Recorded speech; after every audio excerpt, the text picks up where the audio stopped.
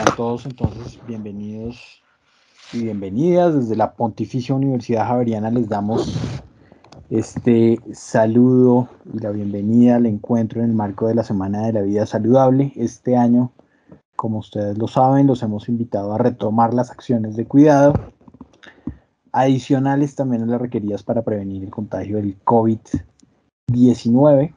En esta sesión, pues sí vamos a estar centrados, como ya ustedes lo vieron en la convocatoria, precisamente en esos cuidados y recomendaciones a tener presente luego de la vacunación.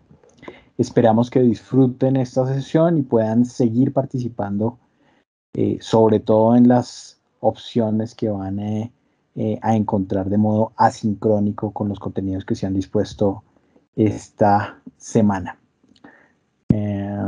Algunas recomendaciones en el transcurso de esta sesión. Inicialmente, poder tener presente que tengamos los micrófonos cerrados y ustedes van a estar viendo en el chat algunos formularios para el inicio y el cierre de la sesión, entonces también para que puedan colaborarnos con el diligenciamiento respectivo.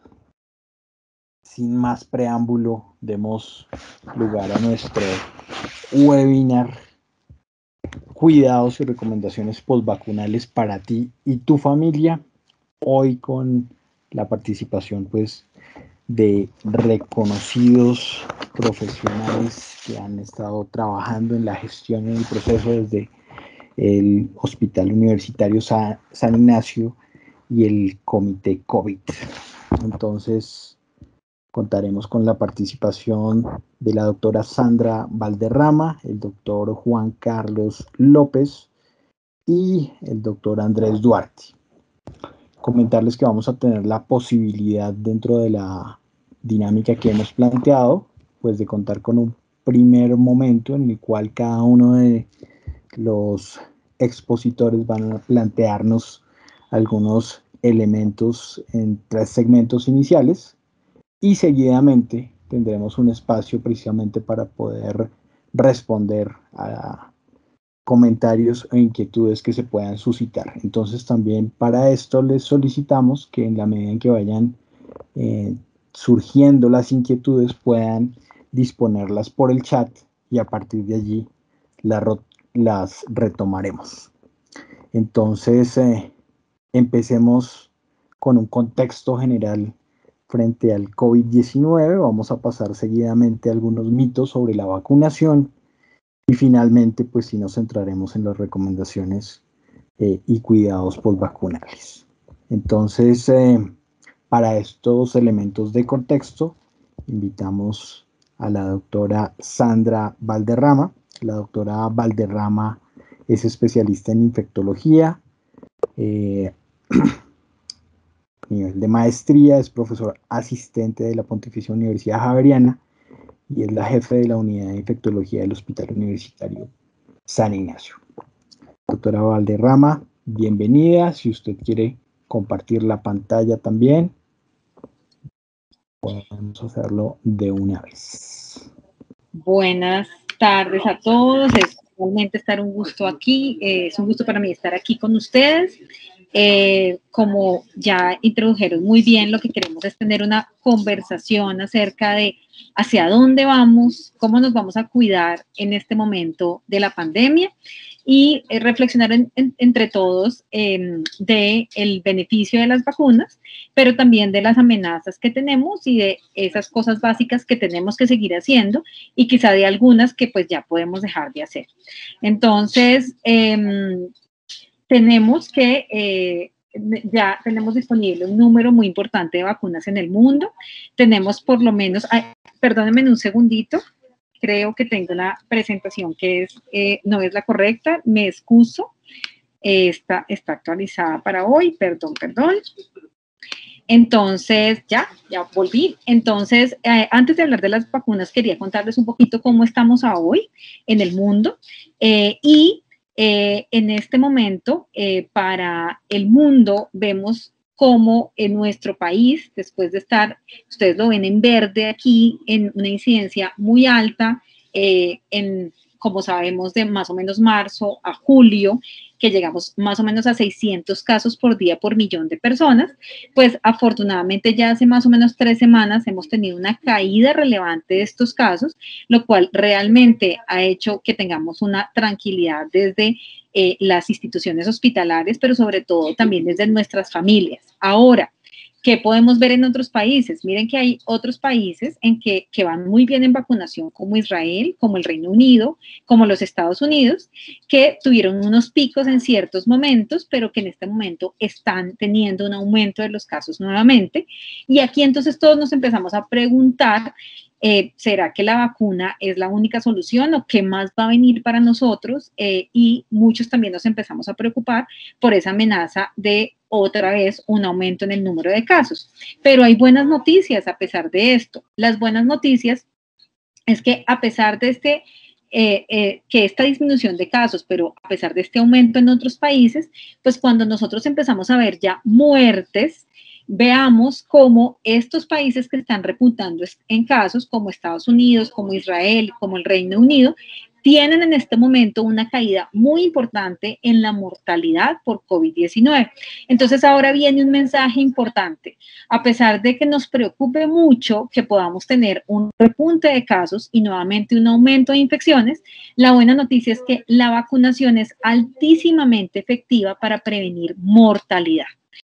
Esto es un mensaje que debemos mantener. Esto no quiere decir que no nos tengamos que seguir cuidando, porque ya vemos cómo, a pesar de estar vacunados, sí hay un riesgo de infectarnos. Ahora, lo otro que están viviendo estos países es que las personas que terminan infectándose, sobre todo, son las personas que no han aceptado acceder a la vacunación. Aquí ustedes ven un cuadro muy importante del Reino Unido, en el que miren cómo cuando ellos tuvieron un número importante de casos, en enero, miren cómo tenían, digamos que hospitalizaciones, luego empiezan otra vez a tener pico y en rojo ustedes ven que estas personas que tienen cuadros severos, el 80% de estas son personas que no aceptaron acceder a la vacunación. Así que el segundo mensaje es que es supremamente relevante aceptar esa cita de vacunación y no perder las oportunidades que tengamos en el momento en que nos las ofrezcan, porque efectivamente nos va a proteger, primer mensaje, en mortalidad y en hospitalización. Otra cosa muy buena es la cantidad de vacunas que ya ha colocado el mundo. Para el día de hoy, 4.88 billones de dosis ya están colocadas de COVID-19 y nuestro país ha hecho unos esfuerzos muy relevantes y tenemos más de 32 millones de vacunas que se han colocado con una tasa de colocación de vacunas, al menos una dosis de 64 por 100 personas. Ahora, ¿cuántas primeras dosis en la población? El 42% de la población ya tiene al menos una dosis.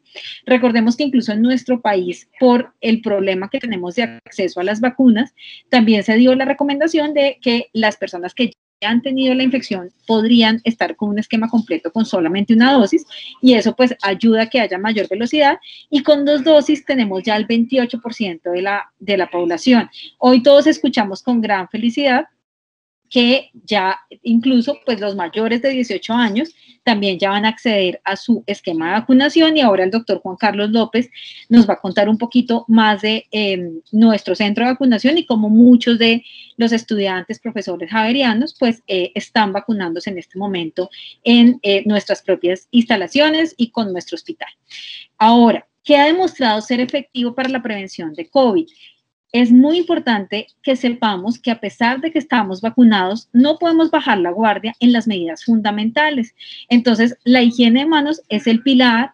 Hay múltiples estudios que muestran cómo tiene una altísima efectividad para evitar la infección y la transmisión de la infección por SARS-CoV-2. El uso del tapabocas debe seguir siendo obligatorio porque, y vamos a hablar un poquito más de eso, porque estamos hablando de la llegada de nuevas variantes que tienen unas mutaciones que hacen que sea más fácil que se infecte una persona cuando tiene contacto con otra infectada por esa variante. Entonces, no olvidemos la importancia del tapabocas y en todo momento lo debemos tener dentro del campus universitario y el distanciamiento físico. Para eso se han hecho muchas adecuaciones para tratar de priorizar y de siempre favorecer ese distanciamiento físico también en la universidad. Y también estamos llamando a volver al campus, es supremamente importante para todos los procesos, pero todas estas medidas en ningún momento las debemos olvidar. Ahora la estrategia PRAS también ha demostrado ser una estrategia efectiva. ¿Qué es eso de estrategia PRAS? Es hacer cercos epidemiológicos. Y recuerden la encuesta que se llena para acceder al campus. Recuerden que si tenemos cualquier síntoma relacionado con gripa, a veces decimos, bueno, pero son síntomas muy leves. No, cualquier síntoma, si sea leve, debemos reportarlo inmediatamente. Por esa razón, si no debemos acceder al campus, inmediatamente debemos hacernos una prueba para SARS-CoV-2. Entonces, si de nosotros, de todo el trabajo de nosotros depende, si somos responsables, notificamos rápidamente nuestros síntomas, hacemos pruebas y hacemos buenos cercos epidemiológicos, vamos a evitar infectar a otras personas. Que no es útil en la población general. Ya sabemos que tomar la temperatura no se requiere para entrar a un establecimiento y que lo único que va a hacer es que hagamos unas filas larguísimas, no favorezcamos el distanciamiento físico. Entonces, esa toma de temperatura realmente ya se sabe hoy que no es muy importante. Por supuesto que eso no quiere decir que no sea importante autoevaluarnos y si llegamos a presentar fiebre o digamos, o tenemos sospecha, pues debemos tomar nosotros la temperatura en nuestras casas y no asistir a la universidad si creemos que podemos llegar a tener fiebre. Adicionalmente, limpiar las llantas de los carros no es una práctica necesaria, eso no ha demostrado realmente disminuir los casos de SARS-CoV-2 y fuera de los escenarios de los trabajadores de la salud no necesitamos estarnos colocando ropa diferente en la interacción que hacemos en el campus universitario, ni necesitamos estar con trajes o con máscaras o con ya tapabocas diferentes a los convencionales. Ahora, retomando el tema de las vacunas para COVID, entonces es una alegría que tenemos ya en el mundo aprobadas 8 vacunas para COVID, 6 autorizadas. En nuestro país hay una amplia gama de vacunas disponibles. El gran hallazgo y seguramente próximamente premio Nobel con las vacunas de RNA mensajero. Dentro de estas tenemos 2 disponibles en nuestro país, tanto la de Pfizer como la de Moderna, vacunas que han revolucionado y que han mostrado unos resultados muy importantes en prevención de infección y también de hospitalización y mortalidad. Tenemos vacunas basadas en vectores virales, es decir, que se utiliza un virus diferente que no tiene la posibilidad de infectar al humano y dentro de ese virus se inserta material del SARS-CoV-2 y esa inserción de ese material hace que luego se produzca respuesta de anticuerpos, o sea, de defensas contra el virus de SARS-CoV-2. Tenemos vacunas inactivadas, que lo que quiere decir es que el virus se saca una parte del virus, varias partes del virus y se quitan las partes que hacen que pueda infectar y producir la enfermedad. Entonces, eso es lo que se llama una vacuna de virus inactivado y ese es el ejemplo de la vacuna de Sinovac. Y hay unas vacunas basadas en proteínas como Novavax, que esa sí no está disponible en nuestro medio. Pero nuestro país, pues, tiene una muy buena gama de posibilidades en vacuna. ¿Y por qué? Pues, entonces es muy importante no perder esa cita de vacunación y definitivamente vacunarse, porque ya les había dicho y era el mensaje más relevante porque evita muertes y evita hospitalizaciones, que es en últimas lo que queremos. Creo que tener una infección respiratoria, pues hay que evitarlo, pero probablemente no va a tener consecuencias relevantes en nuestras vidas, pero sí tener una hospitalización ya acarrea unos problemas graves y por supuesto que lo más importante es evitar muertes. También al estar vacunados vamos a dejar de estar presionando la aparición de estas variantes y va a ser menos posible que estas variantes se puedan expandir de esta manera tan rápida como lo están haciendo en este momento. Recuerden que los virus tienen la capacidad de cambiar y lo que está haciendo ese virus es esto, es cambiando para adaptarse y en esa adaptación cada vez lo que busca es poderse transmitir más fácil de una persona a otra. Pero si cada vez estamos más personas vacunadas, pues esto de todas maneras, a pesar de que exista un riesgo, va a minimizar ese riesgo.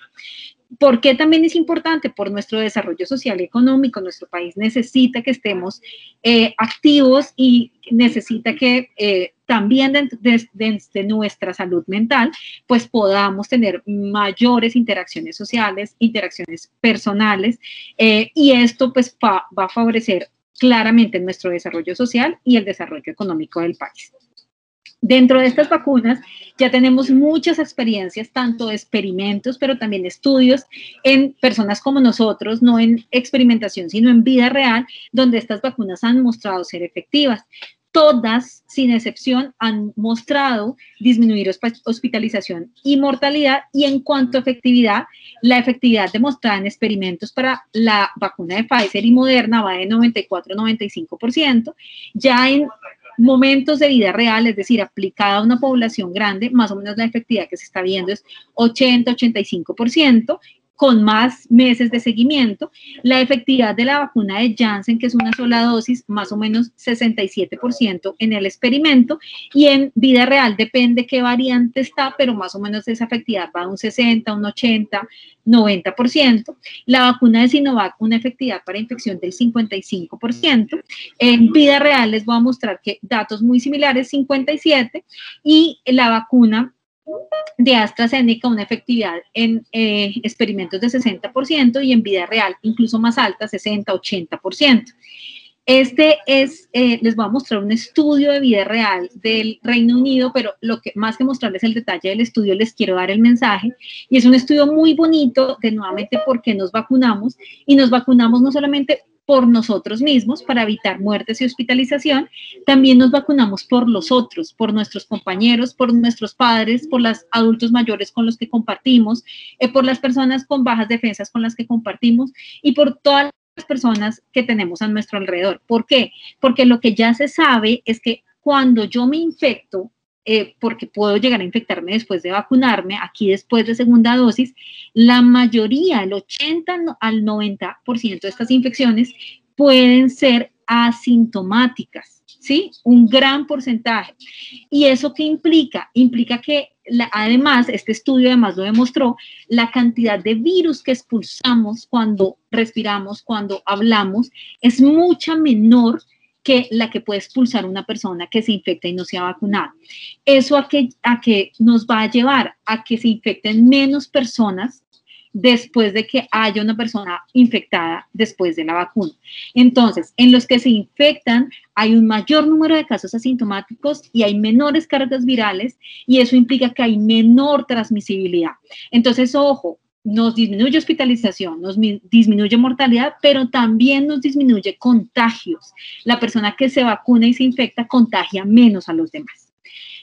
Otra cosa importante, todos los mitos con Sinovac, ¿no? Muchas personas llegaban al punto de vacunación y no, yo no me pongo esa vacuna no sirve. Es que eso no lo están aprobando en los Estados Unidos, no lo están aprobando en Europa, con eso no. Entonces, hay que, digamos que quitar esos mitos. Europa ya va a aceptar, y hay unos países que ya están aceptando Sinovac, y tenemos este estudio muy importante hecho en Chile, nuestros vecinos, en que hicieron un estudio en toda la población que vacunaron, y nuevamente demuestra que la disminución y la protección en admisión a cuidado intensivo es del 90% y la protección en muertes es del 86.7%, lo que son datos bien relevantes y que apoyan que esta vacuna también funciona y que también nos ayuda a salir de esta situación tan complicada. Ahora, también hay muchas personas preocupadas por los efectos adversos de la vacuna, y eso hace que muchas veces decidan desafortunadamente no vacunarse. No podemos decir que no hay efectos adversos, por supuesto, es propio de cualquier medicamento, y es tan juicioso y tan riguroso el seguimiento que cada caso que sucede grave asociado a una vacuna se registra en el mundo, tanto en nuestro país como en todos los países del mundo.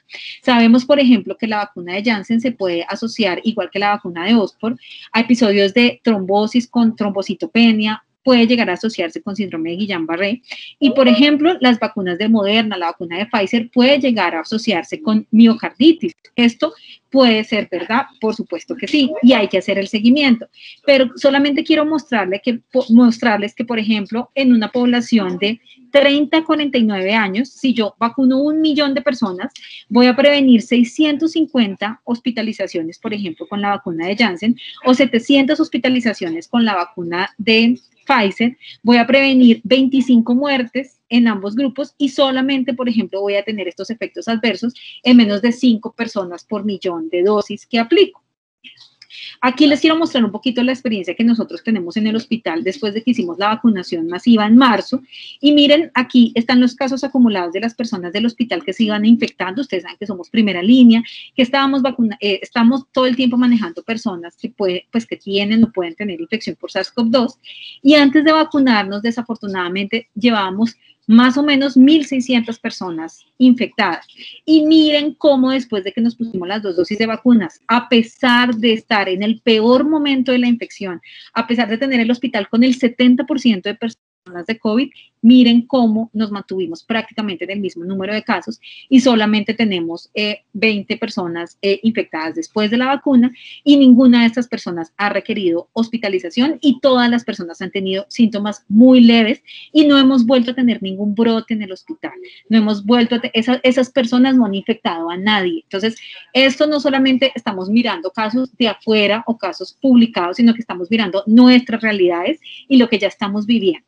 Ahora empezamos a preguntarnos, bueno, sí, muy chévere la vacuna, pero entonces estos casos que se aumentan en otro lugar del mundo y esto de las variantes que nos estresa y nos preocupa, pues las variantes son una realidad en los virus de RNA mensajero. Ellos se replican todo el tiempo y estos virus empiezan a elegir esas mutaciones que les sirven más y que hacen que se transmita más el virus de una persona a la otra. Hay varias variantes que ya son de importancia y de preocupación epidemiológica y se les ha dado unos nombres más fáciles y no estos con números y letras que eran más difíciles de aprenderse, que son el alfa, que fue la primera que se describió, que se describió en el Reino Unido, luego la beta que se describió en Sudáfrica, luego la gamma en Brasil y sabemos que fue la primera variante que tenemos claro que está en Colombia.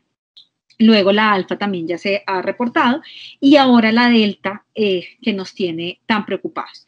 Dentro de esto sabemos que en nuestro país lo que ha predominado en los últimos 2 meses no es ninguna de esas variantes, sino hay una variante que no se ha decretado como de gran preocupación epidemiológica, pero que es importante. El número es la 1.621, pero más que aprendernos números, nosotros nos hemos comportado un poquito porque esta variante por lo menos explica el 70, más o menos 70% de los casos que han aparecido en nuestro país.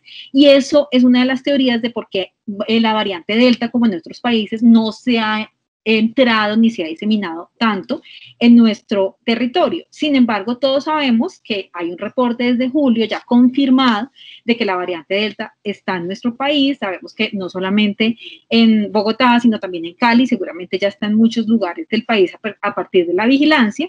Y lo que debemos saber de esta variante es que estas variantes crean ciertas mutaciones. Esto lo voy a pasar muy rápido porque yo no quiero tanto irme como al detalle, sino para que lo entendamos.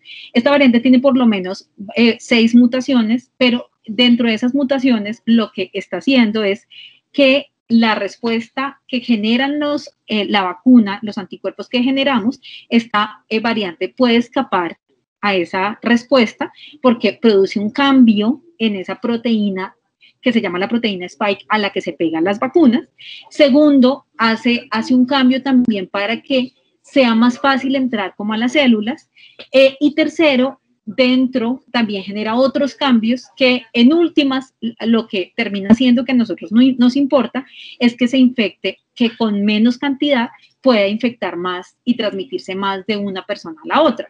No se ha demostrado que ese aumento de casos necesariamente lleven a que la respuesta inmune sea peor y que la persona haga peores desenlaces.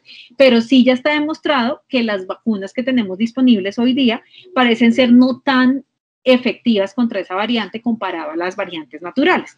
Sin embargo, con ciertas vacunas parece menos problemático. Aquí este es un estudio muy reciente que muestra cómo la vacuna de Pfizer, que es esta, la BNT162b2, contra la variante Delta, yo les había hablado de una efectividad para infección como del 95% en experimentos, en vida real como del 80%, pero aquí mostró una efectividad del 85%, que realmente no es mala. contra la variante Delta, y la vacuna de Oxford mostró una efectividad del 70%. Con la vacuna de Sinovac faltan más datos, pero hay un reporte ya muy preliminar en una revista no revisada por pares que muestra que también puede ser efectiva contra la variante Delta. Entonces, digamos que sí nos tenemos que preocupar por la variante Delta, la respuesta es sí. Sí tenemos que seguirnos utilizando tapabocas, higiene de mano, distanciamiento físico, la respuesta es sí. Debemos seguir reportando los síntomas, siendo cuidadosos, haciéndonos las pruebas apenas tengamos síntomas, la respuesta es sí, pero tenemos muchísimo, muchísimo ganado con la vacunación, tenemos unos beneficios que son innegables y que ya están ampliamente demostrados en el mundo, y la invitación entonces es a vacunarnos y a seguir con estas medidas de precaución dentro del campus universitario y por supuesto a volver al campus. Muchas gracias. Otro último comentario son las terceras dosis. Hoy ustedes vieron la noticia en El Tiempo. Todos, digamos que estábamos muy atentos a saber qué iba a pasar con esto de la tercera dosis y ya sabemos que en nuestro país va a ser una realidad. Va a ser en este momento para las personas inmunosuprimidas y próximamente para los adultos mayores. Y esa tercera dosis, si por ejemplo uno recibió una dosis de Pfizer, le van a colocar de la misma. Si uno recibió dos dosis de Pfizer, perdón, si uno recibió 2 dosis de Sinovac, le van a colocar una de la misma. Y si uno recibió una dosis de Janssen o una dosis de Oxford, le van a colocar después, si es inmunosuprimido, por supuesto, una dosis de una vacuna basada en RNA mensajero, es decir, o de Pfizer o de Moderna. Esto va a aplicar por el momento tercera dosis para las personas con trasplante, para las personas con cáncer, para las personas que utilizan terapias biológicas, que utilizan terapias inmunosupresoras, y como les digo, próximamente se va a anunciar en los adultos mayores. Muchas gracias.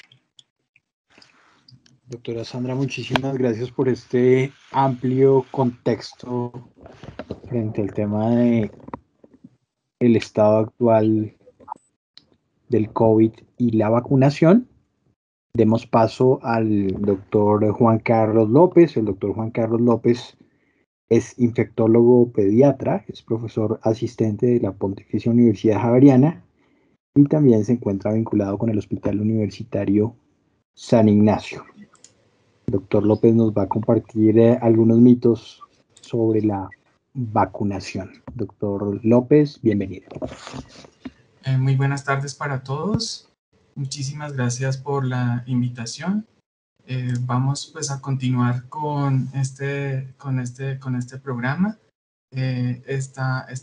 Bueno, ahora vamos a conversar lo que hace referencia a algunos mitos y realidades en relación a las vacunas de COVID-19, adicionales a los que la doctora pues ya nos ha comentado, la doctora Valderrama.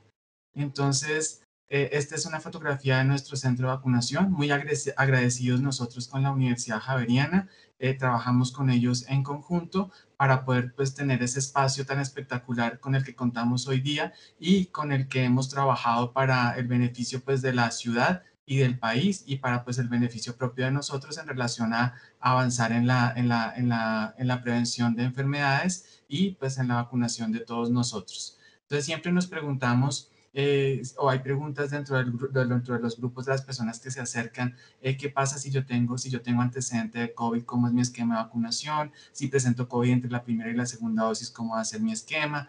Si yo tengo alguna enfermedad, ¿será que no me puedo vacunar o tengo indicación para vacunarme?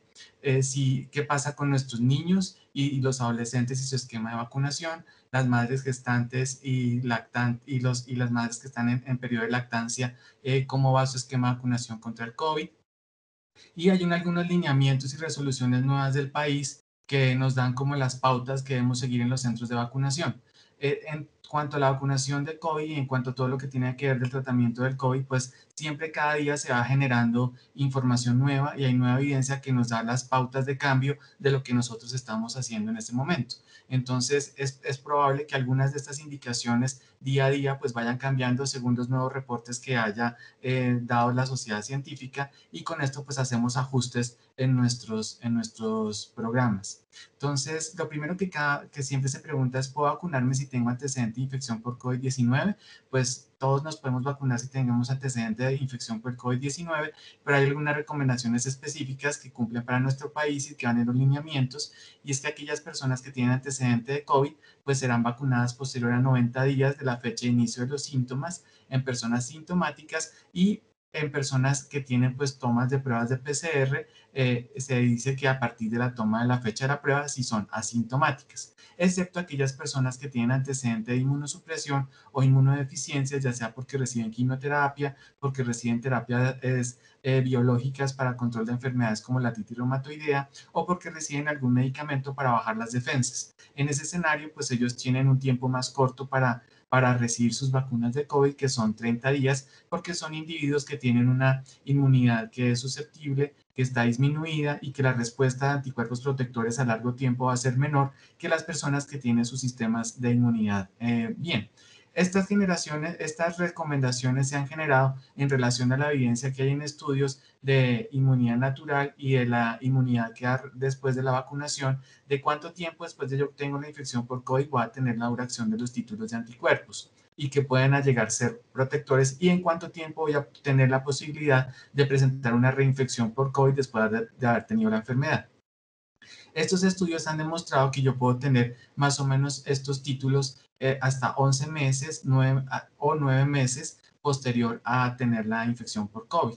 Entonces, nosotros para hablar de reinfección, o que después de haber presentado una infección por COVID, hablamos de un tiempo mayor de 3 meses. Por esa razón se tomó ese tiempo de corte para entender a las pacientes que tienen antecedente de infección por COVID para que inicien su esquema de vacunación contra el COVID-19. Si bien es cierto que hay algunos otros países donde la vacunación del COVID se da antes de este tiempo, nosotros somos de aquellos países donde la suficiencia de vacunas o la disponibilidad que tenemos es limitada y reducida. Entonces tenemos que tomar algunas conductas para proteger las personas susceptibles, para aumentar los cercos en relación a aquellas poblaciones que están sin vacunar, y de los pacientes que tienen más condiciones de riesgo para enfermar más gravemente por el COVID. ¿Qué sucede si presento infección por COVID-19 entre la primera y la segunda dosis de mi vacuna? Entonces, como lo habíamos dicho antes, esta inmunidad puede durar entre 9 y 11 meses de los anticuerpos que se generan después de la infección por el COVID. Entonces, pues en las resoluciones hay unas indicaciones específicas de cuántas dosis debo yo recibir después de haber tenido una infección por COVID y haber recibido la primera dosis de mi vacuna contra el COVID.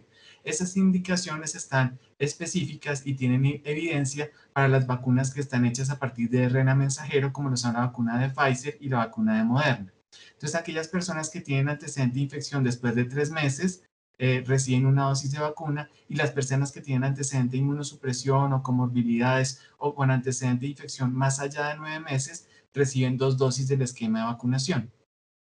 Si yo presento la infección, pues también nos han dado unas pautas para tomar como la directriz de qué momento voy a recibir, si recibo esquema de una dosis, de 2 dosis, y en cuánto tiempo lo debo hacer. Entonces nosotros nos guiamos de esta información, que es como una medida de salud pública para el país, para poder ampliar la cobertura de vacunación en todas las poblaciones y tener el mayor número de personas, por lo menos con una dosis con antecedente de COVID, y garantizar esquema de 2 dosis para personas que no han tenido antecedente de COVID o que tienen alguna condición de comorbilidad, ya sea porque son mayores de 60 años, son inmunosuprimidos o tienen unas enfermedades de base que están determinadas por el país y que están en los lineamientos también, y que requieren por sus condiciones de riesgo mayor protección.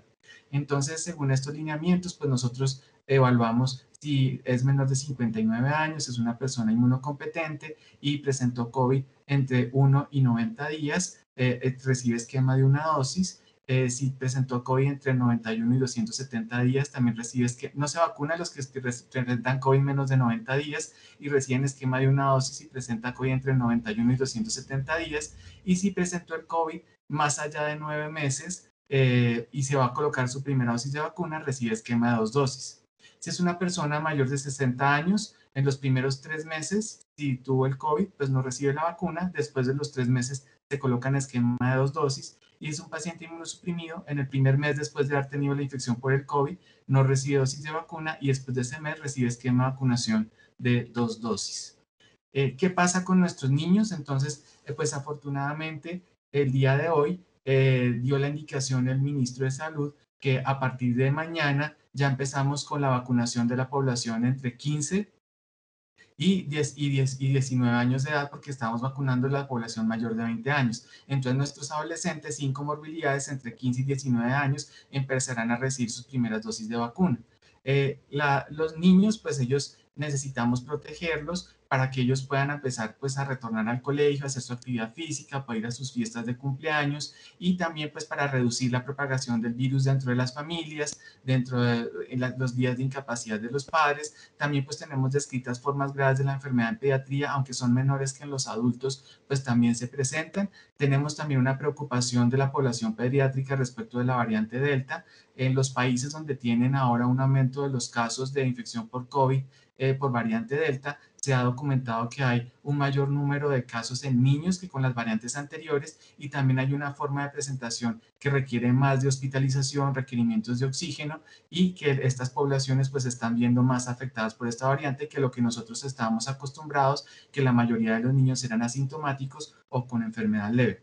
Por esta razón, pues tenemos que propender por vacunar a los niños según los lineamientos actuales y según las recomendaciones de las casas farmacéuticas de las vacunas disponibles para la población pediátrica. Hay muchos estudios de efectividad y seguridad de las vacunas. Hay otros estudios en curso para poblaciones más pequeñas. En este momento, pues en el país tenemos una única vacuna, que es la vacuna de Pfizer, autorizada para la población mayor de 12 años. Estamos vacunando a los niños entre 12 y 15 años que tengan comorbilidades y a partir del día de mañana, pues empezaremos a vacunar los niños mayores de 15 años hasta 19 años. Los adolescentes. Hay estudios de seguridad y eficacia, por ejemplo, de la vacuna Moderna recientemente para población entre 2 y 17 años, y también hay estudios de fase 1 y fase 2 para la vacuna de Sinovac a partir de los 3 años de edad y hasta los 17 años. También hay estudios para la vacuna de Johnson Johnson y para la vacuna de AstraZeneca, y también hay estudios en poblaciones menores de 12 años, pero estos están todavía pues reclutando los pacientes, consolidando los datos, pues para darnos información, porque nosotros necesitamos como el aval de estos estudios para poder vacunar pues la población menor de 12 años, que también es una prioridad para nosotros. Las gestantes son un grupo muy importante. Ellas tienen, y las gestantes y las mujeres en los primeros 40 días del posparto tienen un riesgo más alto de hospitalización por infección por COVID, ingreso a cuidado intensivo, uso de ventilación mecánica e incluso muerte. Y aparte de eso, tienen mayor riesgo inherentes al embarazo en relación con las mujeres embarazadas que no tienen infección por COVID, y esos riesgos se centran en parto prematuro y otras complicaciones relacionadas con el embarazo. La vacunación pues es un estandarte muy importante para prevenir todas estas complicaciones en la mujer embarazada. Ella pues debe tener un acuerdo con su médico general o con su médico ginecólogo o su médico tratante para pues consensuar según sus riesgos la aplicación de las vacunas contra el COVID. En este momento pues siempre hay falta de estudios, pero ya hay alguna evidencia respecto a la seguridad del uso de las vacunas durante el embarazo. En nuestro país está aprobada la vacuna de Pfizer desde las 12 semanas de gestación hasta los 40 días posparto. Es la única vacuna que tenemos disponible para uso en el embarazo. En caso que alguna gestante se vacune de forma inadvertida con algún otro tipo de biológico antes de la 11ª semana de edad, pues debe continuar con un seguimiento en su aseguradora, en su EPS, y no, pues no tendríamos como la opción de completar el esquema con esa misma vacuna de que se haya vacunado si no corresponde a la vacuna de Pfizer. Por lo tanto, pues por ahora tenemos disponibles solo este tipo de vacuna para esa población. Durante la lactancia, pues tenemos autorización para utilizar las vacunas por la OMS porque se prioriza pues la alimentación de los menores. Pues asumimos que estas vacunas todas son vacunas inactivadas que no tienen posibilidad de causar enfermedad, que no van a tornarse en virulentas, que no van a replicar el virus en las personas, por lo tanto van a ser seguras teóricamente durante el embarazo y durante la lactancia. Durante el embarazo pues solo tenemos disponible esta vacuna, y durante la lactancia pues hay una recomendación de la OMS para utilizar los otros tipos de vacunas como Moderna, como AstraZeneca y como Johnson Johnson y también Sinovac.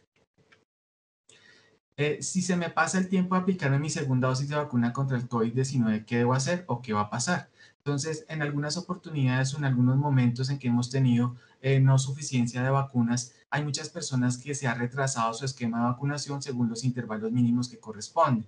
Y siempre llegan con la duda de qué va a pasar o qué va a ocurrir si se me extiende más del intervalo que yo debo tener. Entonces, como forma de recordar, pues la vacuna de Pfizer, este es de esquema de 2 dosis con intervalo mínimo entre dosis de 21 días, pero tenemos algunos lineamientos donde la segunda dosis puede ir hasta 84 días en algunos escenarios específicos, sobre todo personas entre 12 y 59 años sin ninguna comorbilidad. La vacuna de Moderna tiene un esquema de 2 dosis con intervalo entre dosis de 28 días. La vacuna de AstraZeneca tiene un esquema de 2 dosis con intervalo entre dosis de 84 días. La vacuna de Sinovac tiene un esquema de 2 dosis con intervalo entre dosis de 28 días, que puede ir la segunda dosis hasta 56 días. Y la vacuna de Janssen o Johnson Johnson tiene esquema de vacunación de única dosis.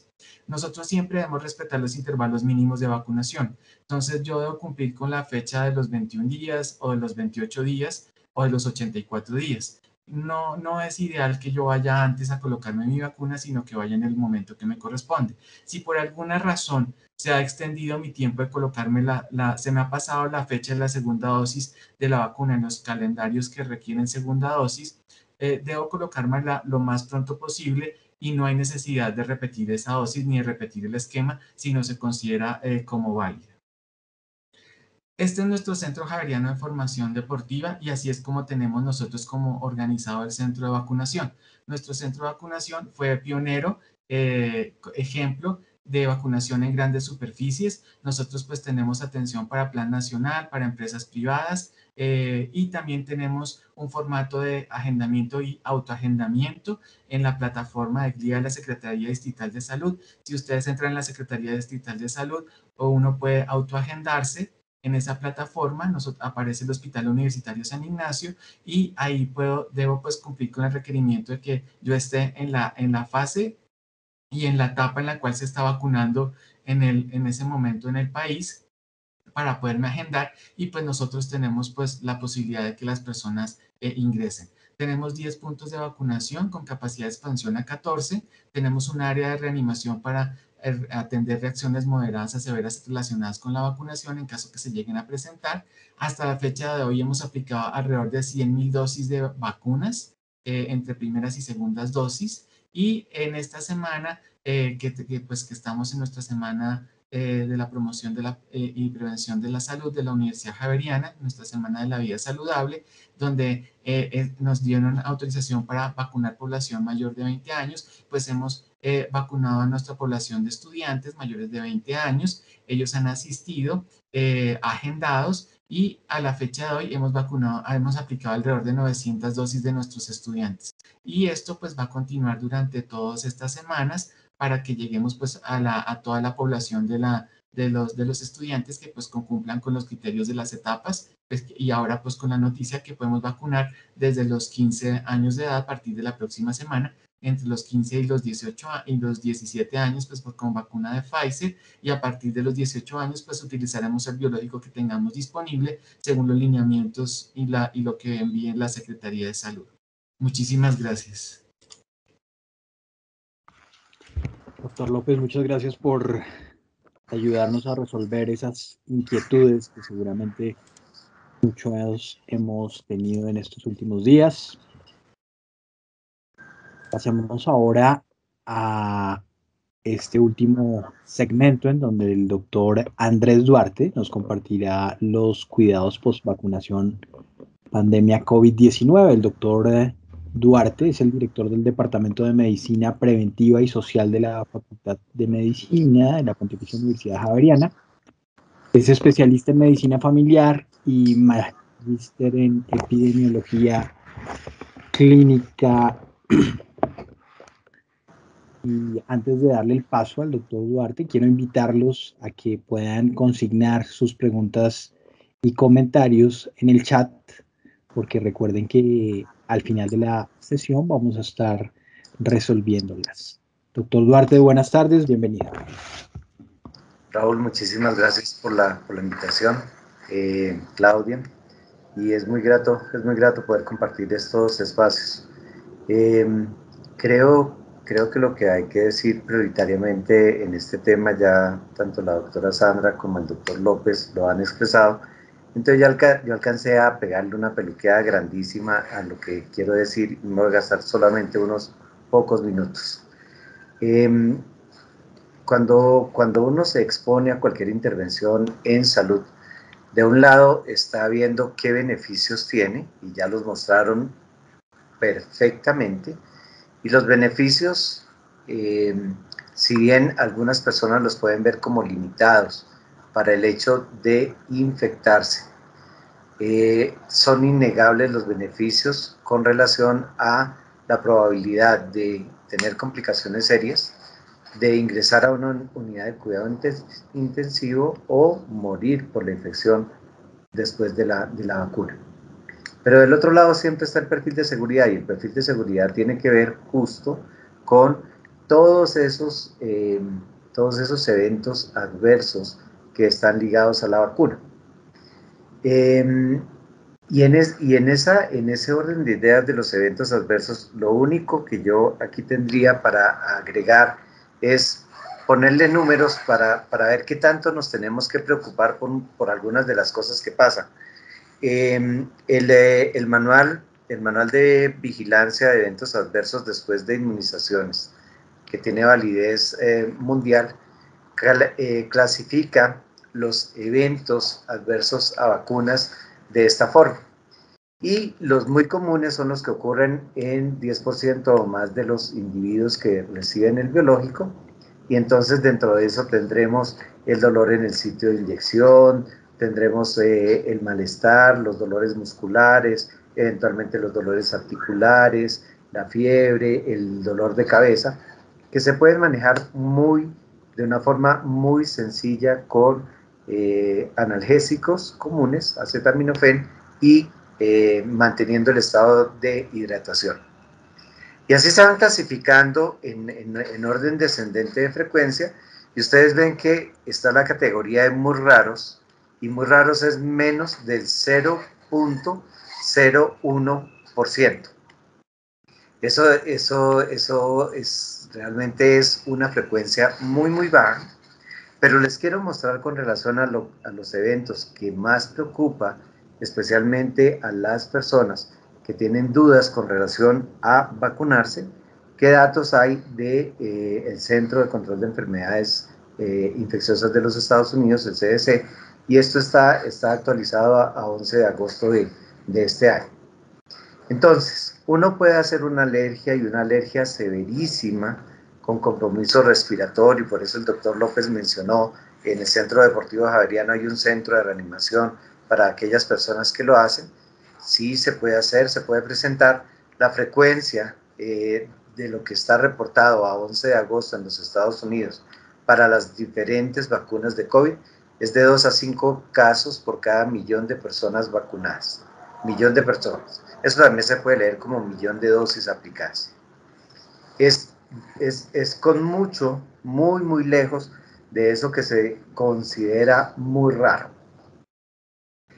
El síndrome de trombosis con disminución de las plaquetas, que es lo que se denomina trombosis trombocitopénica, que adicionalmente tiene una implicación porque genera muchos eventos de coagulación en diferentes territorios que no son los usuales. Hay 42 notificaciones confirmadas, tanto por el CDC como por la FDA, y especialmente aparecen en las personas que han recibido la vacuna de Johnson & Johnson. Pero ustedes ven 42 notificaciones en 13 millones de dosis aplicadas. También muy, muy raro. Puede suceder, pero digamos que es una probabilidad supremamente baja. El síndrome de Guillain-Barré, que se presenta en momentos de algunas infecciones virales, que ha estado, por ejemplo, muy relacionado con algunas cepas de vacuna para influenza, pues también aquí se ha reportado, y hay 161 informes preliminares también primordialmente relacionados con la vacuna de Johnson Johnson, cuando ya se llevan, ya se llevan los 13 millones acumulados de personas vacunadas. Recuerden que como esto es una sola dosis, entonces el número de dosis equivale al número de personas o es muy cercano.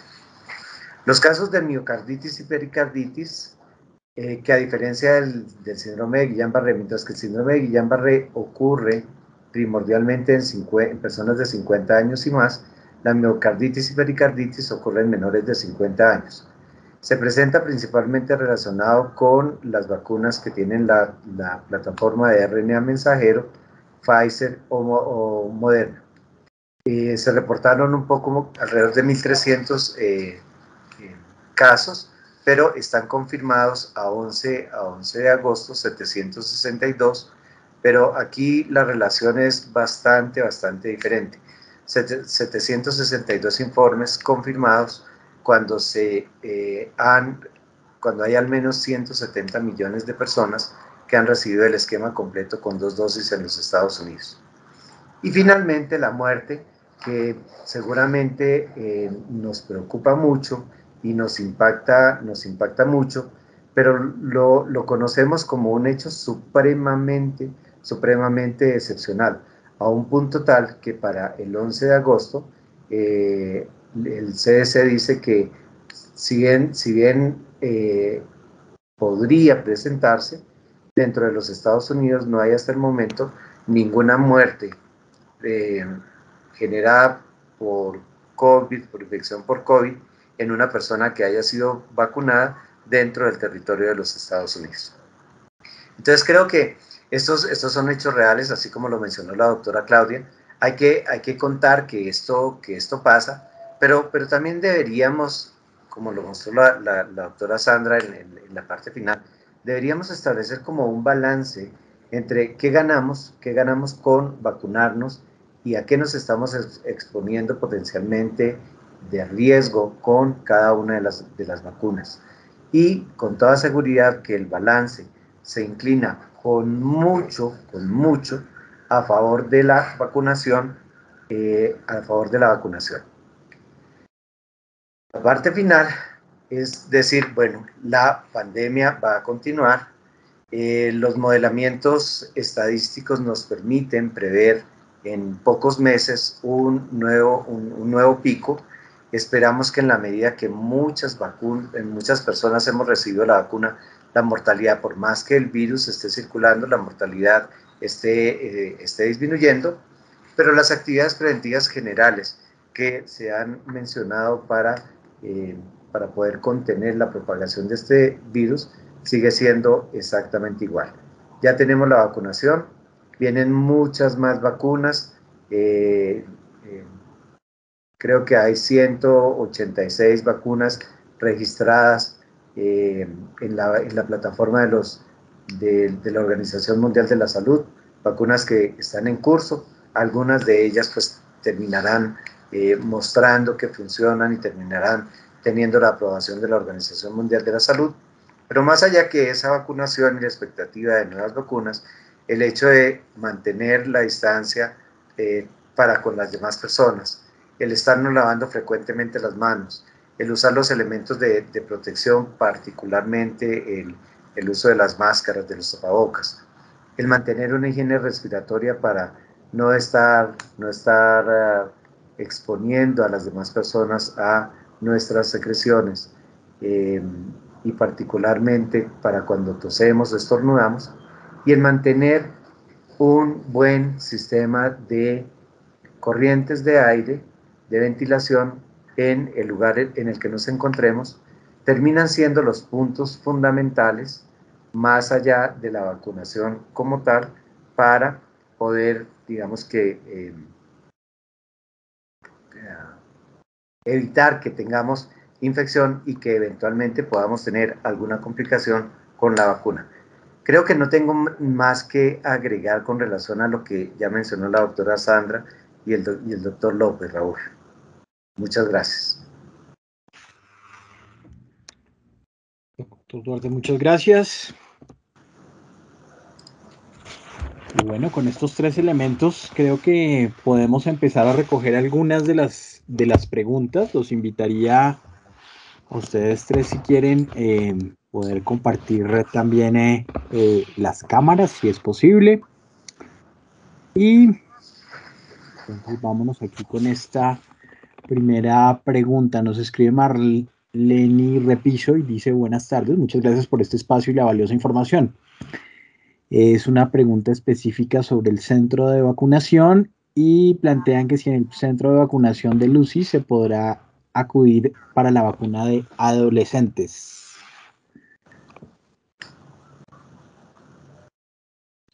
Juan, tú eres si quieres adelante, nuestra cabeza en ese centro de vacunación. Sí, claro que sí. Nuestro centro de vacunación hará parte de las estrategias de la Secretaría de Salud y del Ministerio, y en nuestro centro podrán acudir los adolescentes mayores de 15 años, probablemente a partir del día lunes, porque no tenemos pues el sábado y el domingo no tenemos como pues jornadas de atención, y las personas que quieren acudir en la plataforma de la Secretaría de Salud hay un link específico. Uno entra a la página de la Secretaría y ahí busca las opciones donde está cómo me puedo agendar para vacunación, y aparece el logo del hospital, y ahí a través de una plataforma que nosotros llamamos Glia puedo agendar mi cita. Ahí doy todos los datos que me piden ahí y agendo mi cita según los cupos para el hospital para adolescentes mayores de 15 años. Los adolescentes entre 12 y 15 años también los estamos vacunando, pero ellos deben pues tener alguna comorbilidad y estar priorizados en etapa 3, que eso significa que tienen alguna enfermedad de base que los pone en riesgo, y ellos pues los vacunamos con historia clínica y con la indicación de su doctor para aplicación la vacuna de Pfizer. Muchas gracias, doctor López. Por ahí levantó la mano Heidi Wessler. Sí, hola a todos. No, Hola. un poco para complementar la pregunta de los adolescentes, quisiera contarles que ya hoy enviamos la base de datos de jóvenes que están inscritos en la universidad al hospital, de manera tal, o sea, nosotros les enviaremos la otra semana un correo electrónico a estos estudiantes mayores de 15 años para que puedan ellos también hacer su inscripción para la vacunación en el hospital. Doctora Heidi, muchas gracias por esta aclaración. Nos escribe Ruda Andrea Puerto: muchas gracias por este espacio. La pregunta sería si en caso de tener síntomas es posible acudir al espacio para la toma de prueba en la universidad.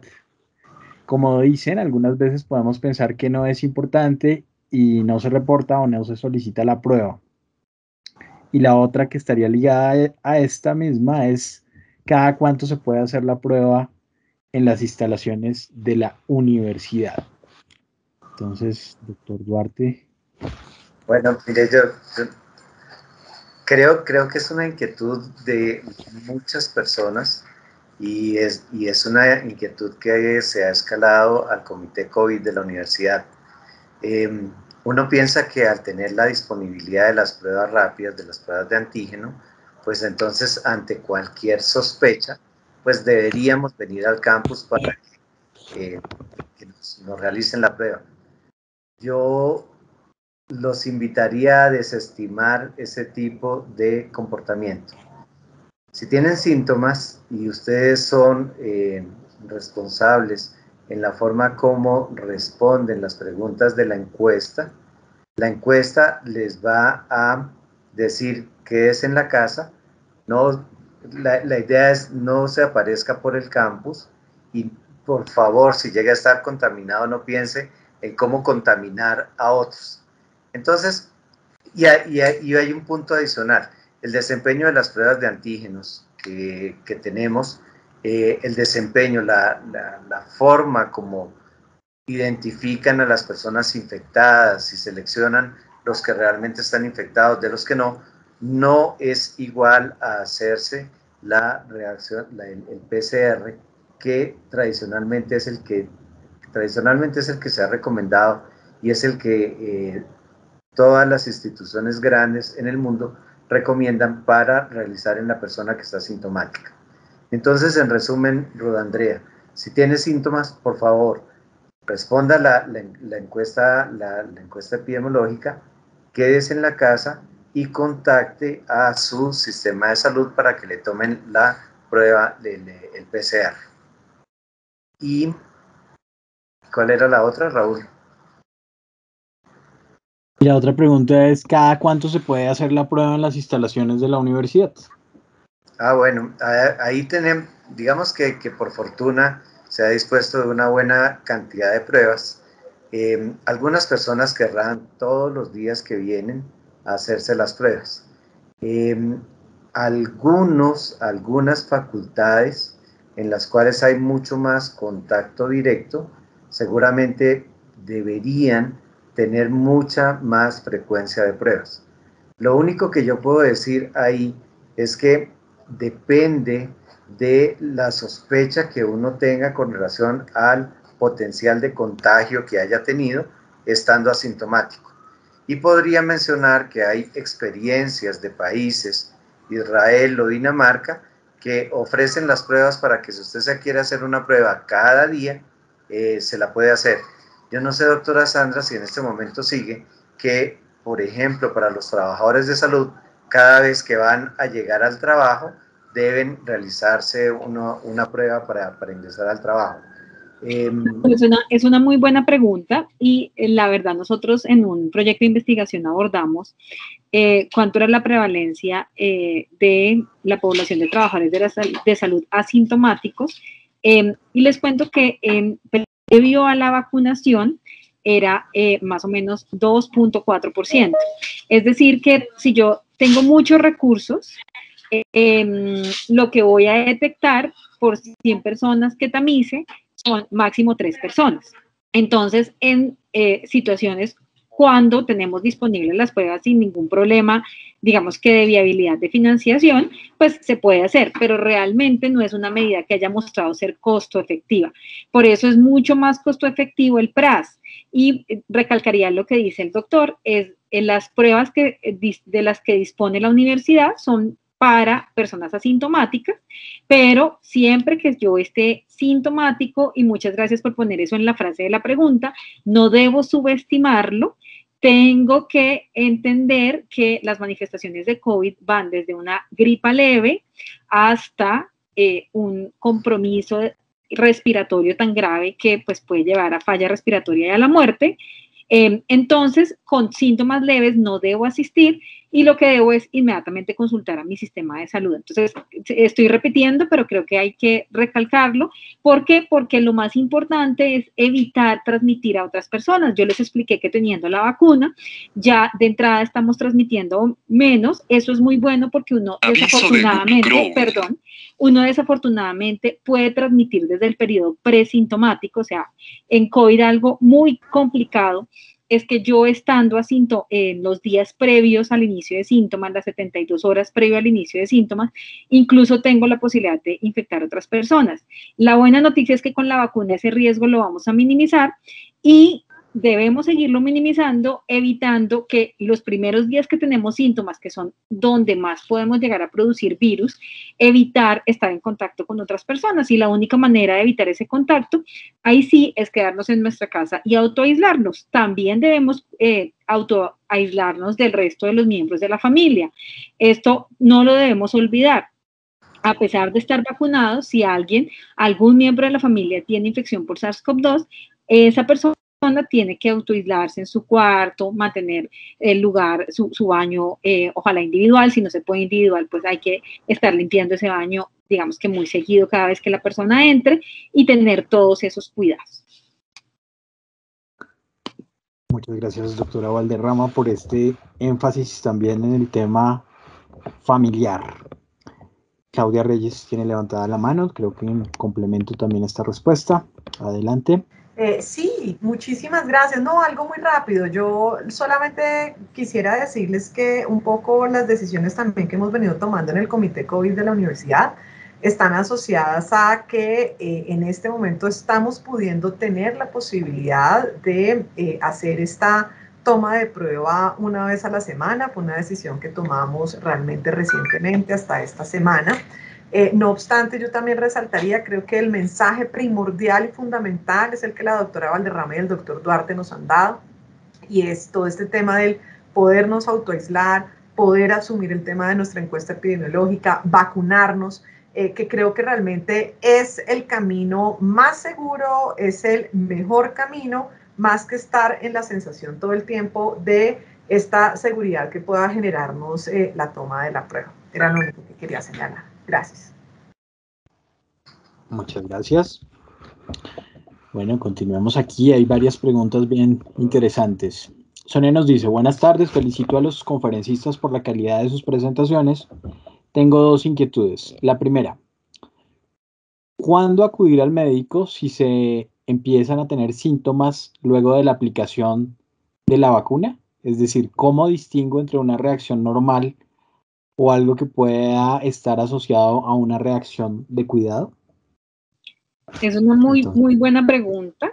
Entonces, sabemos que las vacunas, en general todas, un poco más unas que otras, por ejemplo, la que más se asocia con aparición de malestar, un poco de fiebre, es la vacuna de Moderna, que eso puede ser tan alto como por encima del 30%, la vacuna de Pfizer, pero todas, la vacuna de Janssen también es alto esa posibilidad, y también la vacuna de Sinovac, un poquito menos. Entonces, si yo siento posterior, las 72 horas posterior a la aplicación de la vacuna, algo de malestar general, decaimiento, de pronto incluso se me puede subir un poco la temperatura, incluso puedo llegar a ser un pico febril. Si yo presento esos síntomas, esas primeras 72 horas, puedo esperar, si debo avisar, ¿sí? Y de pronto quedarme esos primeros días, evitar ir hasta el campus, quedarme y guardar reposo. Por supuesto, si los síntomas son relevantes, si es un cansancio leve, pues no es necesario, pero si por ejemplo tengo fiebre, sí es mejor como esperarme. No necesito asistir inmediatamente al médico, puedo manejarlo en casa, tomar acetaminofén, descansar. Y ahora, si ya esos síntomas pasan más de 72 horas, entonces ahí usted podría, digamos que pensar que eso sí ya puede ser síntomas de la infección por SARS-CoV-2, y en ese momento, entonces es importante que se haga una prueba. Recordemos que el periodo de incubación, es decir, el tiempo que pasa en que yo me infecto y hago síntomas de la infección, puede ser tan largo hasta 2 semanas. Entonces es muy frecuente que, o no mentiras, no es muy frecuente, pasa que hay personas que se vacunan y la semana siguiente a la vacunación hacen los síntomas o el día posterior. Eso puede suceder dentro del periodo de incubación de estos virus. Entonces, no es que la vacuna de la infección, porque desafortunadamente hasta eso, digamos que muchas personas pueden pensarlo. No, claramente no, no y no.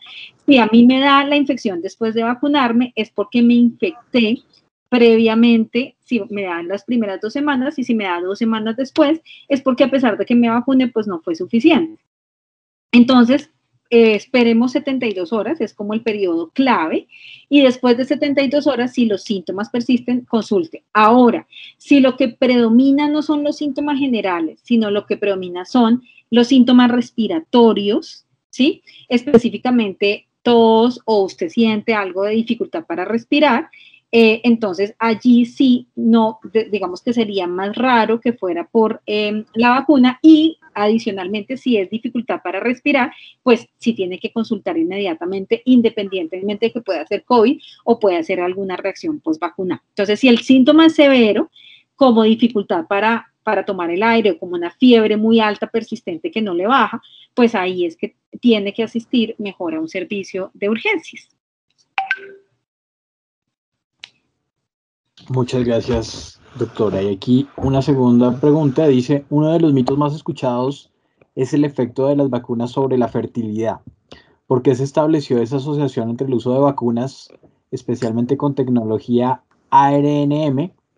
¿Y cuál es su opinión frente a este tema? Y ahí no sé quién quiera retomar esta pregunta.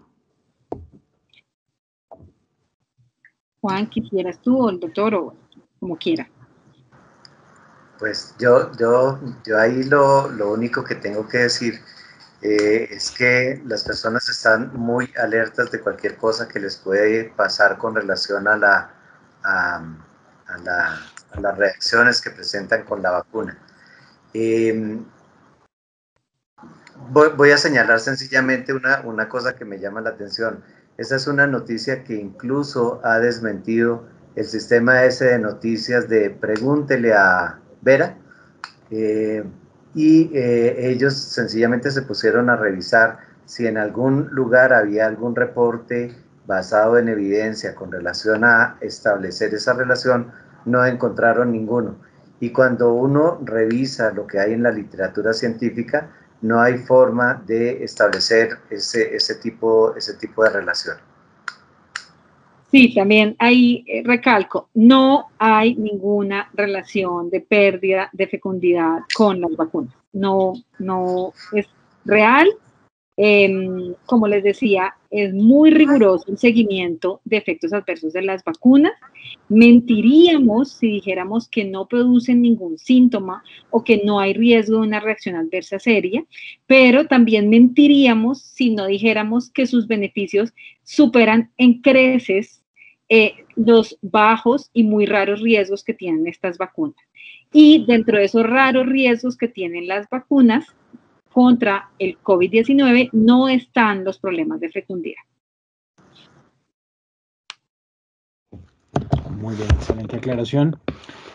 Aquí algunos términos se han vuelto parte como de la información que difunden los medios de comunicación, y aquí tenemos uno de ellos que a veces no es tan claro. Entonces nos están preguntando: muchas gracias por la información, dice Paula Alexandra Méndez.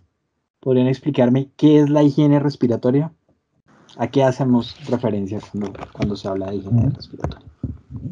Bueno, es la forma como manejamos nuestras secreciones respiratorias.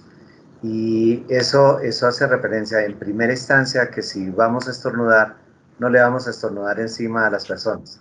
Y vamos a buscar maniobras de contención de la emisión de gotas y gotículas de saliva que potencialmente llevan el virus. Entonces, para estornudar o para toser, sencillamente direccionar nuestra cara hacia un lugar diferente al que estén las demás personas, y siempre protegernos.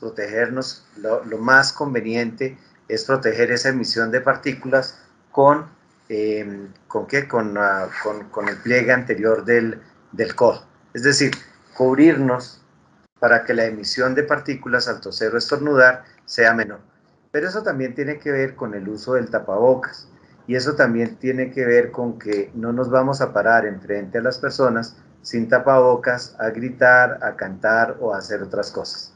Pero primordialmente el tema hace referencia a ese manejo de secreciones que no hagan que las personas que están enfrente nuestro terminen expuestas a gotas o gotículas de saliva que eventualmente tengan virus.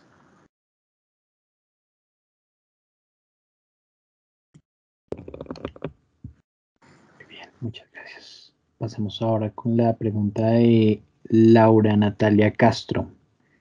Y ella dice: si se ha estado presentando problemas de coagulación, índice alto de dímero D, aparte de tomar anticonceptivos hormonales, ¿se recomienda vacunarse solo con las vacunas de ARN mensajero? Es una pregunta muy importante y no, en este momento no hay ninguna contraindicación para alguna población en especial para las vacunas basadas en virus inactivados como la de Oxford y la de Janssen. Es verdad que se considera que existe un riesgo, pero es muy bajo y es raro, de la trombosis asociada a también la trombocitopenia. Digamos que fenómeno es un fenómeno inmune que realmente no aparece más, por ejemplo, en una persona que tenga antecedente de tromboembolismo. No, eso realmente no es un factor de riesgo. Sí se ha descrito un poco más en mujeres menores de 50 años, pero no hay ninguna contraindicación expresa en esa población y la recomendación sería aplicarse la vacuna y hacer un seguimiento estrecho, pero no tenemos contraindicación específica porque es muy raro. Es decir, por ejemplo, tomar anticonceptivos hormonales da un riesgo mayor que el que, por ejemplo, tiene la vacuna de aparecer ese síndrome, o de más bien de que aparezca una trombosis. Entonces, es importante tener en cuenta que estos efectos son rarísimos, por ejemplo, puede asociarse mucho más en hacer un viaje muy largo en avión. Entonces, a veces esos riesgos no los conocemos porque no son públicos ni aparecen en las noticias, pero también existen, hacen parte de nuestro mundo real y de los riesgos que nos sometemos o que asumimos simplemente por el hecho de estar aquí, de vivir. Entonces, tranquilos y digamos que hay que hacerlo con responsabilidad y, por supuesto, si cualquier síntoma que no es esperable aparece, pues hay que consultar. Yo complementaría, permítame una cosa adicional. Justo los reportes de esos eventos trombóticos hicieron que a comienzos del año, en el mes de marzo, se suspendiera la vacunación temporalmente la vacunación con Janssen en los Estados Unidos. Sin embargo, ellos no se tomaron más de 3 semanas en revisar las evidencias, en encontrar que la frecuencia para ese grupo de 18 a 47 años es de 7 eventos por millón de dosis aplicadas y decidieron reanudar la vacunación justo porque el beneficio supera con mucho el riesgo que se tiene.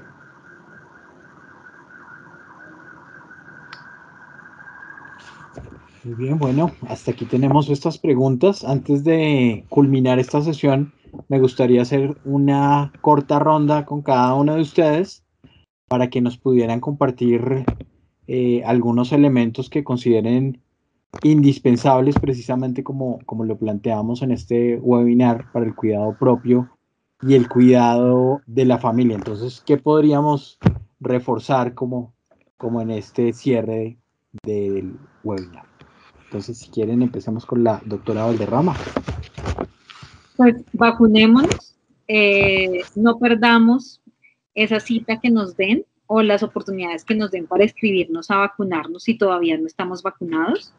No bajemos la guardia, vivamos, sigamos soñando, sigamos aprendiendo, sigamos compartiendo con las personas con las que compartimos el lugar de trabajo, con las personas que hacen parte de nuestra familia, pero todo el tiempo hagámoslo con conciencia de mantener la higiene de manos, de estar yéndonos a hacer esa higiene de manos constantemente, de mantener nuestra mascarilla que nos cubra muy bien desde el tabique, nunca esté por debajo de la nariz. A veces las personas se descuidan y les vemos el tapabocas por acá que no sirve. Entonces, a pesar de que estemos no necesariamente en la universidad, sino que estemos en una reunión familiar, pues no olvidemos utilizar el tapabocas y tratemos de practicar el distanciamiento físico que nos permita interactuar, que nos permita soñar y crecer juntos, pero que de todas maneras evite que vayamos a tener nuevas infecciones. Gracias. Vamos con el doctor López. Especialmente un énfasis también pensaría en el tema de los niños en casa. ¿Qué elementos podríamos allí tener muy presentes? Sí, bueno, nuestros niños, entre tanto, se empieza a vacunar la población entre 12 y 15 años y los menores de 12 años. Los padres deben estar vacunados, nuestros niños pueden asistir al colegio, ellos deben continuar pues con las medidas de prevención que habíamos hablado, del uso de la mascarilla, la higiene de manos y el distanciamiento social. Los niños uno pensaría que no, pero en realidad ellos son muy adherentes al uso de la mascarilla, incluso los niños pequeños, y están muy pendientes también de hacer la higiene, de lavarse las manos, y se preocupan mucho cuando se retiran la mascarilla, la mayoría de ellos, y pues ellos aprenden de nuestras conductas. Estar muy atentos a los síntomas respiratorios que puedan tener para consultar, estar muy atentos también a que lleven pues sus controles y que completen sus esquemas de vacunación con las otras vacunas que les corresponden para la edad, que no tienen contraindicación de aplicarse sus otros esquemas de vacunación y llevarlos al día. Y pues recomendar también a todos que todas las vacunas, independiente de la que sea, son efectivas y son seguras, y todas las vacunas me van a ayudar, la que sea que yo tenga que me tenga que aplicar, me va a ayudar a prevenir mortalidad y enfermedad grave por COVID. Muchas gracias, doctor López. Y pasemos entonces con el doctor Duarte, algunas recomendaciones finales y de pronto también poder pensarle un poco para esos momentos de interacción en el trabajo y en la universidad. Yo que puedo sumar una invitación a considerar este virus llegó, comenzó a circular, nos encerró a todos y va a seguir circulando. Este virus no es un virus que en un par de meses podamos decir que ya lo eliminamos y que no vuelve a circular. Va a estar circulando permanentemente. La doctora Sandra nos mostró la cantidad de variantes que genera, porque así son los virus. Entonces, en la medida que ellos buscan una forma de no exponerse tanto a nuestro sistema inmunológico, pues la van a buscar, y esos grupos de virus van a ser exitosos y van a continuar estando ahí. Y sabiendo que estamos con este virus circulando permanentemente en el mundo, cuidémonos nosotros responsablemente. Y cuidémonos nosotros responsablemente quiero decir, pensemos que somos parte de grupos sociales. Tenemos una familia, tenemos unos compañeros de trabajo, tenemos, en el caso de nosotros tres, pacientes que atender. Y necesitamos cuidarnos para poder cuidarlos a ellos. Pero en la medida que ellos se cuidan, también nos cuidan a nosotros.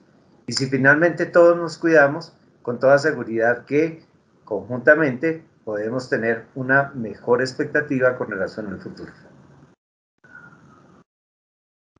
Muchas gracias, doctor. Y bueno, con estas múltiples invitaciones al cuidado propio y de los demás, pues cerramos este espacio por el día de hoy.